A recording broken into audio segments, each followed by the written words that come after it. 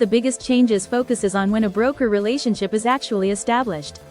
New law says that a broker must establish either a transaction broker or single agency relationship through a written agreement before performing any real estate activities for a consumer. That written agreement must also clearly and conspicuously disclose how the broker will be compensated, including the amount or the rate of compensation. In other words, the relationship and compensation must be documented upfront, not after work has already begun. The law also raises the stakes for compliance.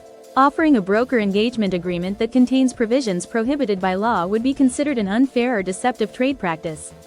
That's an important shift because it places greater responsibility on brokers and brokerages to ensure their engagement agreements comply with the law before they're presented to consumers. Another addition addresses situations involving purchase contracts that were not created by the Colorado Real Estate Commission. This commonly arises when a home builder, bank, investor, or another principal requires the use of its own purchase agreement instead of the commission-approved forms.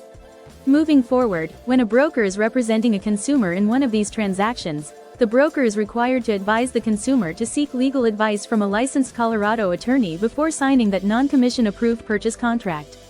These contracts may contain legal provisions that differ significantly from the standardized commission forms, and consumers should understand the legal implications before committing themselves.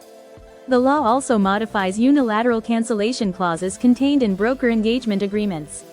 If a broker's contract includes a provision allowing only the broker to cancel the agreement, that provision must be clearly and conspicuously disclosed to the consumer. The emphasis is on transparency so consumers understand exactly what rights and limitations exist within the agreement they are signing.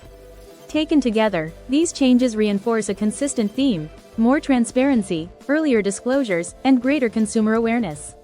While brokers are not expected or allowed to provide legal advice, they may have an increased obligation to recognize situations where legal advice is appropriate and to direct consumers to qualified legal counsel when non-commission approved contracts are involved.